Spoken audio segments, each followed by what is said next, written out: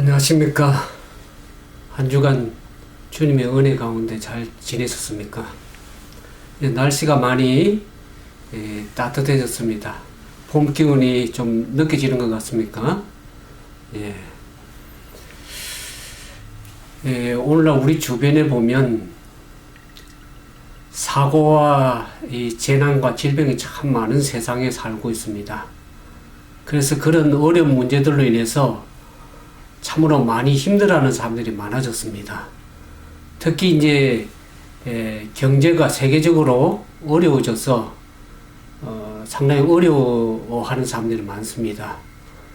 이 경제가 어려워지다 보니까 사람들이 돈을 잘 적게 쓰게 되죠. 그러다 보니까 스몰 비즈니스 하는 분들도 상당히 어려워지게 되었습니다. 제가 이제 이 페이스북에 제 말씀도 올리기 때문에 이제 글을 이렇게 좋은 글도 올리고 말씀도 전하는데, 어느 한 분이 글을 올린 걸 오늘 보게 되었습니다. 그 글 내용 가운데 보면 참으로 많이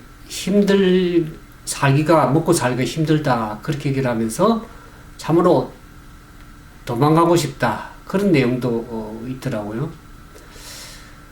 거기에 공감하는 사람들도 여럿 있고, 말은 안 하지만 동조하고 동감하고 힘들어하는 사람들이 참내 많으리라고 그렇게 생각이 들어집니다.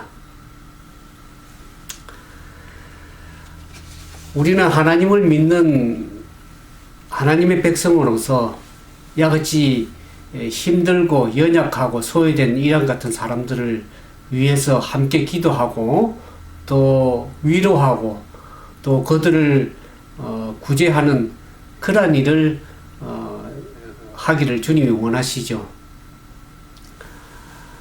우리는 주님의 십자가의 사랑으로 위로를 받고 용서를 받고 은혜를 받은 사람들입니다. 그 주님의 사랑을 가지고 연약하고 힘들어하는 무거운 짐을 지고 살아가는 그러한 자들에게 위로하고 또 사랑으로 격려하고 함께 모든 것을 나누는 그와 같은 믿음의 자세가 좀 필요하리라고 그렇게 생각이 들어집니다. 코인노이아라는 그 말의 의미는 교제라는 그 뜻만 있는 것이 아니라 함께 나누고 섬기는 그러한 의미도 있습니다.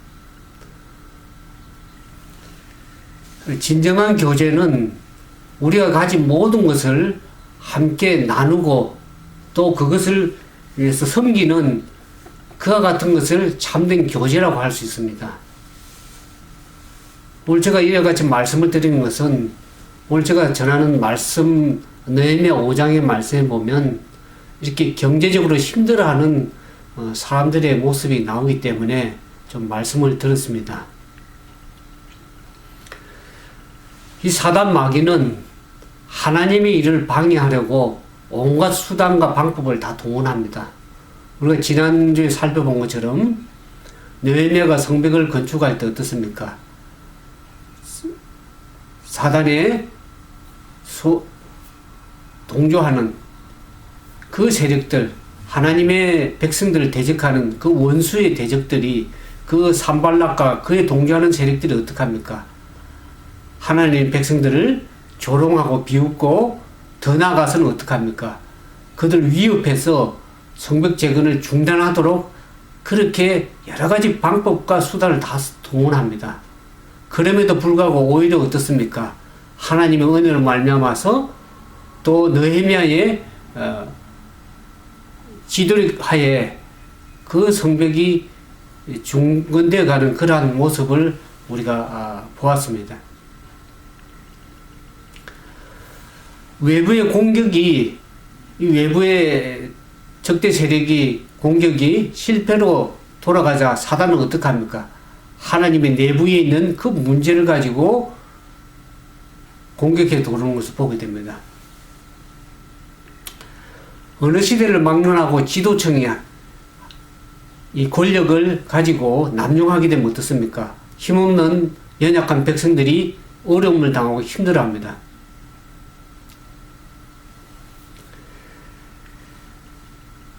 유대 사회도 오늘 성경에 보는 이 유대 백성들 이 사회에서도 보면 경제 정의가 제대로 실현되지 않기 때문에 백성들이 힘들어하는 모습을 보게 됩니다. 그것을 사단 마귀는 이용해서 무너뜨리려고 하고 있죠. 그래서 이 갖지 못한 자들, 너희들이 가진 자들, 부유한 자들 향해서 불만을 터뜨립니다. 지금 온 백성이 다 힘을 합쳐서 성벽 재건을 해도 힘든 그런 상황임에도 불구하고 이 유대 사회 내에 내부적으로 일어난 이러한 경제적인 어려운, 경제 정의가 실현되지 않아서 이르러오는 그런 어려운 문제 때문에 성벽 재건이 또 한 차례 중단되어야 될 그런 위기에 처하게 되었습니다. 이와 같이 성벽 재건 공사가 진행되는 가운데 있을 때에 가난한 사람들이 몰려와서 느헤미야에게 그 안타까운 사정을 호소하는 모습을 보게 됩니다. 사실 이 경제적으로 어려운 이 가정이 있는 자들이 성벽 재건 공사에 참여한다고 해서 경제적 문제가 해결되지는 않습니다.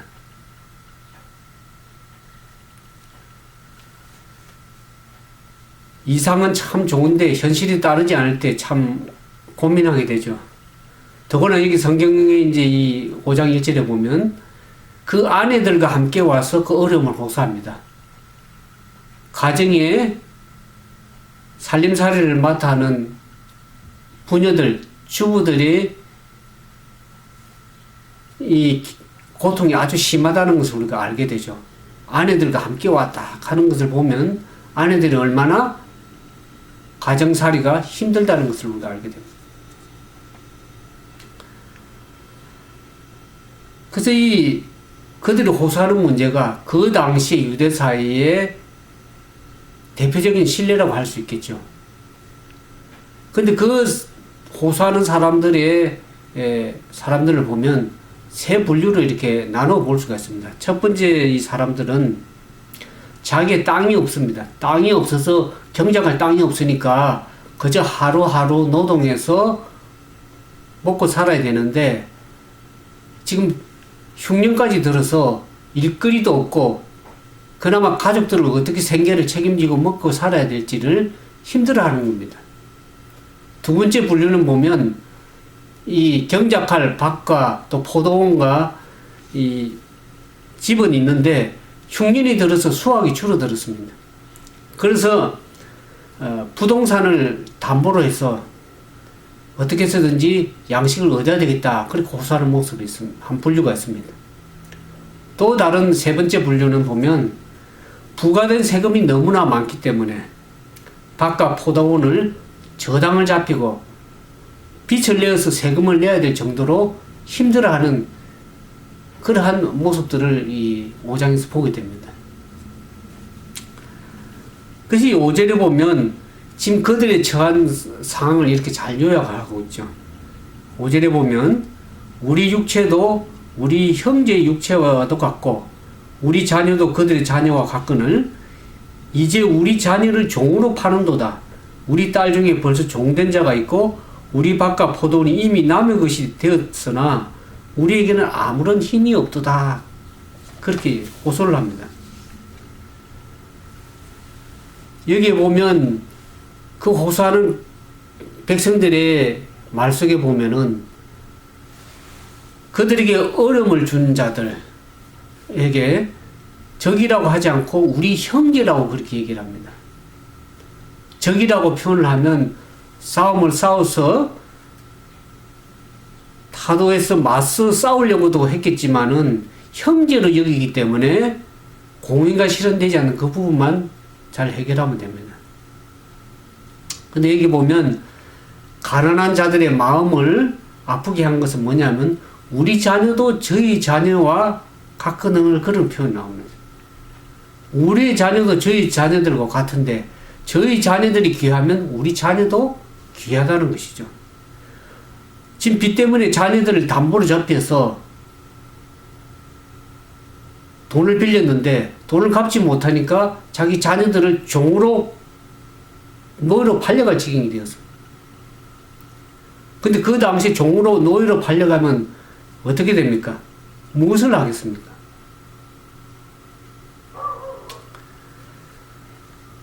참으로 그들이 이 포로 생활에서 돌아왔지만은 고향 땅에 돌아와서는 성벽 제거를 하면서 더 흉년까지 들어서 더 어려운 그런 경제적 상황을 맞이하게 되었습니다. 서민들이 이와 같은 유다 백성들이 경제적으로 어려움 당하는 것은 오늘 내일의 일이 아닙니다만은 느헤미야가 부임하기 전에 이미 그런 문제가 있었습니다. 그러나 성벽 재건을 하는 가운데 이와 같이 경제적인 문제가 단지 드러났을 뿐입니다. 근데 문제는 그 문제의 핵심이 지도층 인사들이 자기 개인의 탐욕 때문에 생긴 문제라는 것이죠. 그뿐만 아니라 게다가 흉년까지 겹치고 과도한 세금 징수가 따랐기 때문에 얼마나 백성들이 힘들어하는지를 알게 됩니다. 아무리 느헤미야가 하나님의 이 일을 명분을 가지고 좋은 일을 한다 하더라도 이 문제가 잘 해결되지 않으면 어떻습니까? 느헤미야 때문에 경제적인 어려움이 왔다든지 아니면 성벽 재건을 공사 때문에 우리가 이와 같이 어려움까지 당한다고 백성들이 어떡합니까? 한 그런 가혹한 말이 나올 수도 있기 때문입니다. 근데 사실 느헤미야가 이와 같은 백성들이 와서 그 어려움을 호소하기 전에까지는 느헤미야가 잘 알지 못했던 것 같습니다. 사실 느헤미야는 예루살렘에 부임한 지도 얼마 안 됐고 실제적 그들의 성벽 공사에 온 힘을 기울여 왔기 때문에 그 사정들을 상세하게 잘 알지 못했던 것 같습니다. 그렇지만 이러한 문제가 느헤미야 때문에 일어난 것은 아니지만 느헤미야가 이 문제를 반드시 해결하고 넘어가야만 될 그런 상황이 되었습니다. 무엇인가 대책을 세워서 조치를 취해야 될, 그렇지 않으면 성벽 재건 공사가 중단돼야 될 그런 상황을 맞이하게 될 것입니다. 그래서 이 5절 6절에 보면 느헤미야가 이 백성들의 부르짖음을 듣고서 어떡합니까? 노하게 이런 말을 듣고 크게 노했다 그랬습니다. 노했다 그 말은 의분이죠. 어려운 분노를 일으키게 되었다, 가졌다, 그런 생각이 듭니다. 이제는 느헤미야에게 성벽 재건을 해야 될 그 무거운 과제뿐만 아니라 이제는 어떻습니까? 이 경제 정의를 실현해야 될 또 다른 무거운 과제가 그에게 주어졌다고 할 수 있겠죠. 그야말로 이 경제 정의를 실현하기 위해서 사회적으로 개혁을 해야 될 그런 현실적인 필요가 있었습니다. 사실 개혁이라는 것이 상당히 어려운 일입니다. 그 당시 이미 있던 기득권층들이 그동안 누려왔던 것을 포기해야 될 각오가 되어 있어야 되는데 그거 쉽지가 않죠.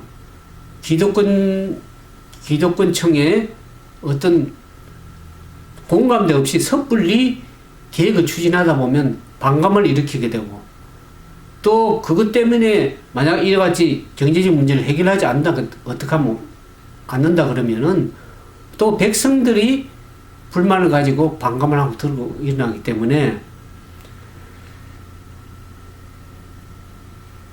어떤 면에서 보면 지금 현재 이스라엘이 처한 상황이 어떻습니까? 성벽 재건하는 건축 문제보다 더 어려운 경제 정의를 실현하는, 사회적으로 개혁해야 되는 그러한 문제가 참 있는 것을 보게 됩니다. 이럴 때 참으로 지도자로서의 결단이 참으로 필요한 그러한 순간이라고 할 수 있겠습니다. 그럴 때 느헤미야가 이와 같은 사회적인 개혁을 실현하고 경제 정의를 실현해야 될 그런 문제를 맞이했을 때 느헤미야는 어떻게 이 문제를 풀어갑니까? 우리 성경에 보면 5장 7절에 보면 그가 깊이 생각했다 그랬습니다. 다른 성경제를 보면 중심에 계획하고 이 말이 있지만은 다른 성경제를 보면 깊이 마음에 생각하고 그렇게 표현이 나옵니다. 마음에 깊이 생각했다 그 말은 뭡니까? 지금 현재 이 문제가 지도청들의 탐욕 때문에 이 문제가 생겨나게 되었습니다. 하나님의 백성들이라고 하나님 믿는 사람들을 자처하는 그 지도자들이 그들의 탐욕 때문에 오히려 하나님의 영광이 가려지고 백성들이 어려움을 당하고 있는 그 상황에서 이 문제를 바르게 해결해야 되는데 느헤미야는 어떡합니까? 깊이 마음에 생각했다. 이 말은 그 문제를 생각하면서 하나님 앞에 나가서 하나님의 지도와 지혜를 구하는 그와 같은 일을 한 것을 우리가 알 수 있습니다. 백성들의 상황을 돌아보고 어떠한 대책을 세워서 대처해 나가야 될지를 하나님으로부터 지혜를 구하는, 기도하면서 하나님으로부터 지혜를 구하는 그러한 일을 먼저 했다는 것이죠. 그러면서 이게 실제로 계속해서 보면 느헤미야가 크게 분노해서 귀족과 민장들을 꾸짖었다 그랬습니다. 이 꾸짖었다 이 말은 단순하게 그들을 향해서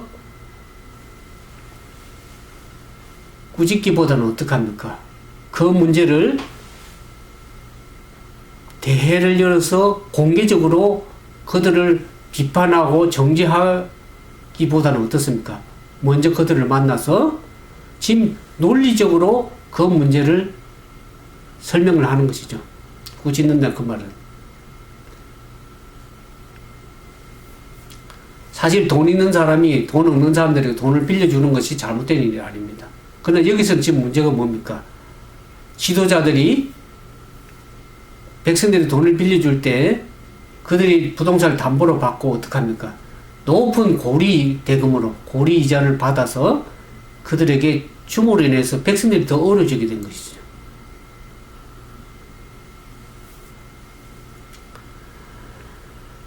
출애굽기 22장 23절에 보면 이와 같은 말이 나옵니다. 내가 만일 너와 함께한 내 백성 중에서 가난한 자에게 돈을 구워주면 너는 그에게 채권자같이 하지 말며 이자를 받지 말 것이며 내가 만일 이웃의 옷을 저당 잡거든 해가 지기 전에 그에게 돌려보내라. 그 같은 얘기가 나옵니다.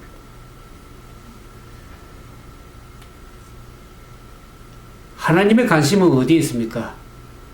약자에게 관심이 있습니다.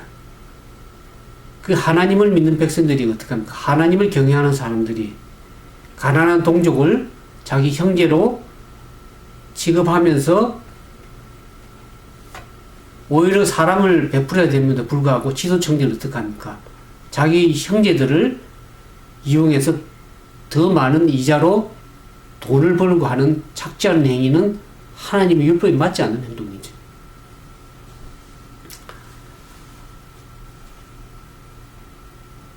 그래서 이 느헤미야가 지적하는 것은 지도청들이 가난한 자들에게 이 행한 행동은 이와 같은 율법의 정신에 어긋나는 것이라고 얘기하는 것이죠. 그래서 집회를 열어서 공개적으로 비판하고 저주하기 전에 그들에게 먼저 만나서 그들을 논리적으로 설명하고 설득해서 너희들이 하나님의 말씀의 율법에 잘못 형제들이 하고 있다는 사실을 지적해 줌으로써 저들에게 오히려 저들을 배려하는 행동을 먼저 한 것을 알 수가 있습니다. 그러면서 이 느헤미야는 자기 혼자서 그 문제를 다 감당하기 힘든 상황입니다. 많은 지도자층들, 기득권층들이 연루된 문제고 또 백성들이 관련된 문제이기 때문에 대회를 열었다 그랬습니다. 귀족과 관리들의 잘못된 불의를 비판하고 저주하는 것이 결국 정죄하는 것이 중요한 문제가 아니고 어떻습니까? 사람들이 납득할 수 있도록 그 문제를 공개적으로 지적하고 그래서 다시는 그러한 죄를 범치 아니하도록 하는데 그 목적이 있다고 할 수 있겠죠. 그러면서 그가 대회를 열어서 많은 사람들, 지도자들과 백성들에게 권면한 말씀의 내용 가운데 보면 이와 같은 얘기가 나옵니다. 5장 8절에 우리가 최선을 다해서 지금 느헤미야가 예루살렘에 돌아와서 어떡합니까? 많은 백성들 가운데에 이 경제적 어려움 때문에 이방인에게 종으로 팔려간 그 사람들을 다시 회복시키기 위해서 보로체를 돌아오기 위해서 그들에게 많은 은혜를 베풀고 오히려 돕는데 지금 지도자들이라고 하는 당신들은 형제들을 팔려고 하느냐 이렇게 지적을 하는 것을 알 수 있습니다. 그러면서 지금 당신들이 팔려고 하는 그 사람들은 이방인이 아니라 당신들의 유다의 형제들이라는 것을 계속 강조를 하고 있습니다. 느헤미야와 그의 부하들은 이 유다 예루살렘으로 이렇게 귀환한 후에 인근 이방인들에게 팔린 그 동족들의 몸값을 치르고 오히려 데려오고 있는데 지도층 인사들은 도리어 동족들을 이방인들에게 종으로 팔려고 하는 이게 될 만한 일인가 하는 것을 지도층들이 얘기를 하는 것이죠. 이와 같이 얘기를 할 적에 지도층들이 참으로 그들이 입을 다물고 아무런 할 말이 없는 것을 보게 됩니다. 그러면서 이 느헤미야는 5장 9절에 보면 하나님을 경외하라고 얘기를 합니다. 하나님의 백성들을 자부하는 자들이 형제가 가난해서 돈을 못 갚는다고 해서 그들의 자식을 이방인들에게 종으로 팔게 되면 어떻게 됩니까?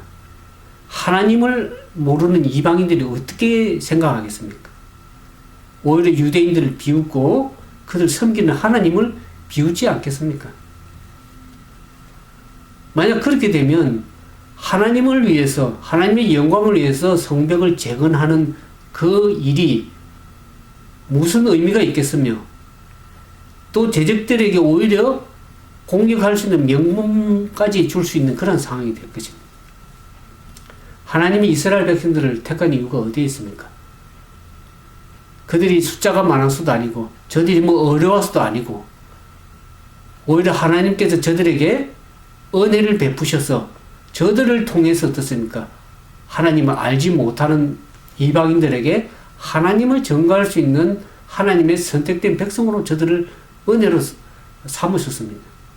그럼에도 불구하고 이스라엘 백성들은 하나님께 온전히 영광을 돌리지 못했습니다. 오늘날 영적 이스라엘이라고 하는 하나님을 믿는 백성들은 어떻습니까? 우리의 하는 말, 우리 행동이 우리 개인적으로 혼자 하는 것이 아닙니다. 우리가 하는 말, 우리가 살아가는 삶의 모습을 통해서 하나님의 백성을 통해서 하나님의 영광이 드러나고 하나님의 오히려 증거되어서 하나님을 모르는 불신자들 이방 백성들이 하나님을 발견할 수 있는 그러한 기회가 되기를 하나님이 원하시는 것입니다. 만약 오늘 이 느헤미야 5장에 나오는 지도자들의 그러한 잘못된 행위가 오히려 하나님의 영광을 가리고 그분 이름을 욕되게 하면은 오히려 믿지 않는 자들에게 마음의 문이 닫혀질지 모릅니다.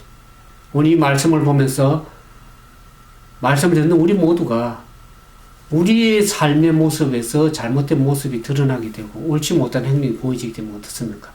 하나님을 알지 못한 자들 오히려 하나님에 대해서 마음의 문을 닫게 됩니다. 그렇기 때문에 우리는 우리의 삶을 통해서 예수 그리스도를 보여줘야 될 사람들입니다. 우리가 살아가는 삶의 모습을 통해서 우리의 변화된 모습에 통해서 하나님이 예수 그리스도가 소개되고 예수 그리스도가 증거되기를 하나님이 원하십니다. 오늘 이 느헤미야가 이 귀족과 민장들에게 크게 분노해서 꾸짖는 이유가 어디에 있습니까? 그들이 백성들에게 돈을 빌려주고 높은 이자를 받았다기 어려운 형편에 있는 형제들에게 돈을 빌려준 것이 잘못된 것이 아니라 높은 이자를 받고 저들에게 착취하는 그 행위, 그것이 잘못됐다는 것을 얘기하는 것이죠. 그러면서 이 담보로 붙잡은 밭과 포도원을, 집을 다 돌려주고 라고 그렇게 얘기를 했을 때 그들이 이제 수긍을 하게 되죠.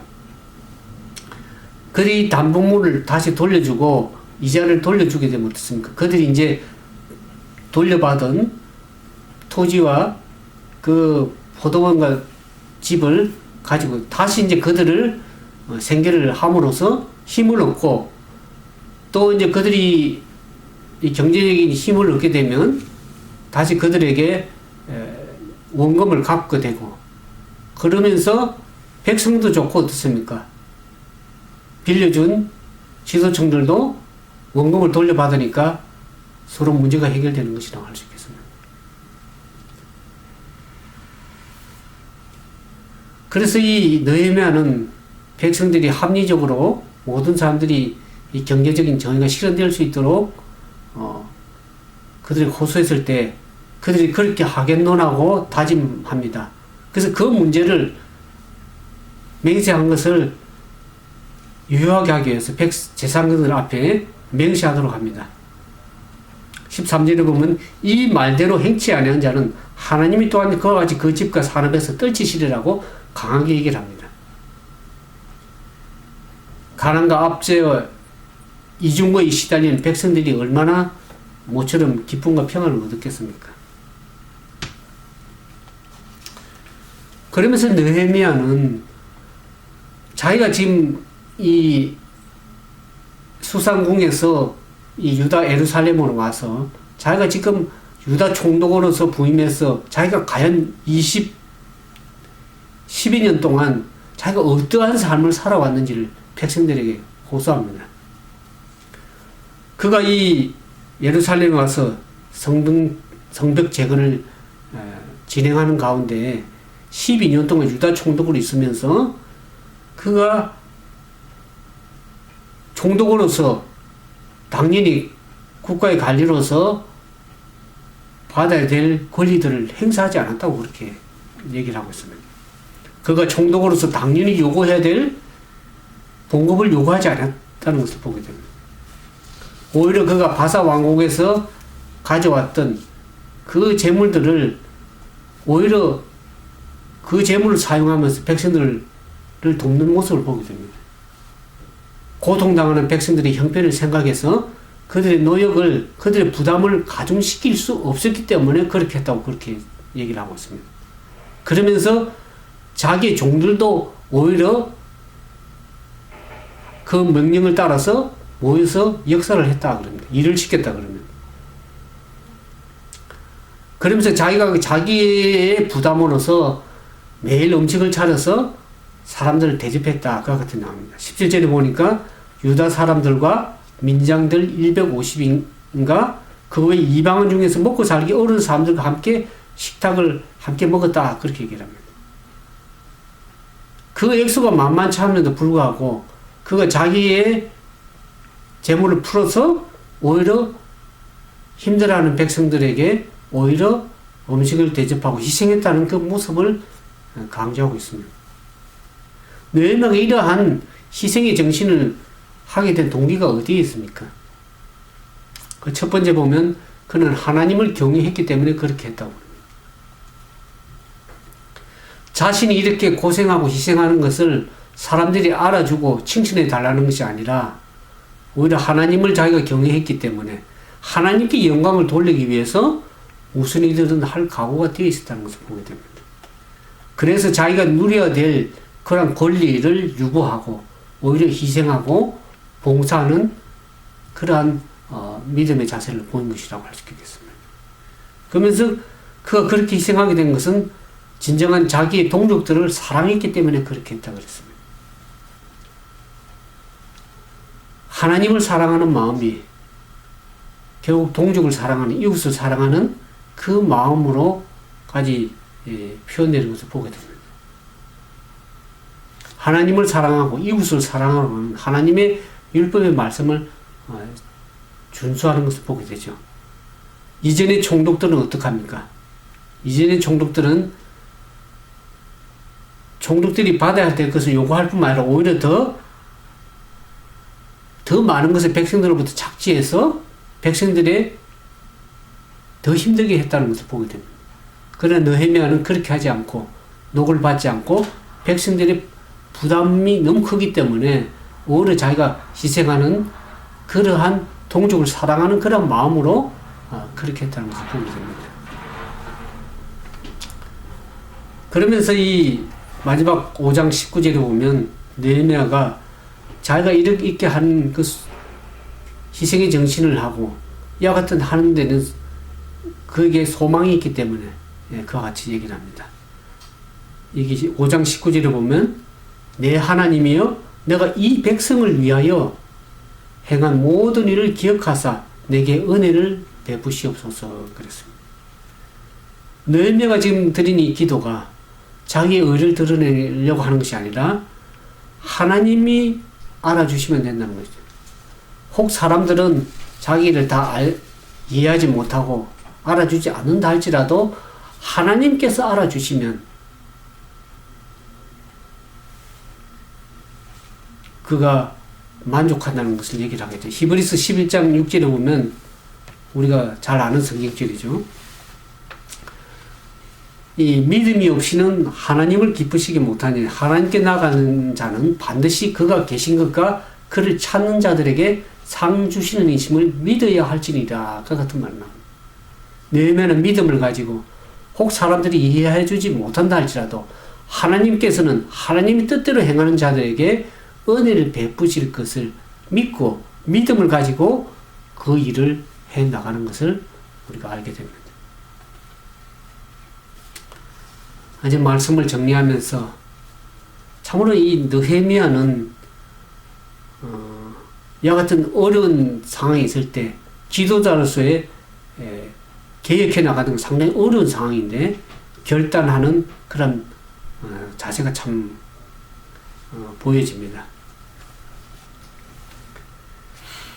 이 기득권 청들을 대상으로 해서 이 계획을 일으켜 나간다는 것이 상당히 어려운 일입니다. 오히려 성벽 재건을 하는 그 일보다 더 어려운 문제라고 할 수 있겠죠. 기득권 청들을 오히려 반감을 일으키게 되면 그들이 협조를 받기보다는 오히려 등을 돌리는 상황이 됩니다. 그렇다고 해서 기득권 청이 잘못하는 것, 경제정을 잘못 실현하고 고리 대금으로 이자를 받고 백성들에게 점점 어려워지는 그 상황을 그냥 무시하고 넘어가면 어떻게 됩니까? 백성들은 점점 더 어려워지게 되고 힘들어지게 되어 있습니다. 그런 상황에서 지도자로서의 과감한 결단을 해서 지도층들에게 굳이고 실제적인 그런 문제가 어려운 문제가 있는 것을 설득하고 해서 그들의 죄를 지적하는데 주저하지 않았다는 것. 그 죄 문제를 해결하는데 단호한 자세를 취했다는 것이 참으로 훌륭한 지도자라고 할 수 있겠습니다. 이 잠언 21장 3절에 보면 이와 같은 말이 나옵니다. 의와 공평을 행하는 것을 제사 드리는 것보다 여호와 하나님께서 더 기뻐하신다고 그랬습니다. 우리가 예배 드리고 하나님을 찬양하고 기도하는 것도 중요한 일이지만 그보다 하나님께 더 원하시고 기뻐하시는 것은 의와 공평을 실현하는 행하는 일을 하나님께서 더 기뻐하신다고 말씀하십니다.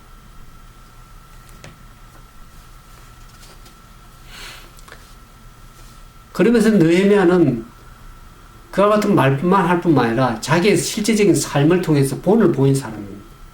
백성들이 힘들고 어려웠기 때문에 오히려 자기가 어떻습니까? 녹을 먹지 않고 그 이전의 총독들은 오히려 백성들 착취해서 자기의 재산을 치부하고 그렇게 했지만 자기는 그렇게 하지 않고 오히려 자기의 재물을 풀어서 더 힘든 사람들을 먹이고 했던 그 모습을 보면서 느헤미야는 오히려 섬김을 받으려고 한 것이 아니라 오히려 도리어 섬기려 했다는 예수 그리스도의 모습의 한 표본이라고 할 수 있겠습니다. 오늘날 하나님 믿는 성도들은 어떻게 됩니까? 그리스도를 본받아서 하나님의 영광과 다른 사람들의 유익을 위해서 때로는 나의 유익도 유보해야 될 그런 필요가 있습니다.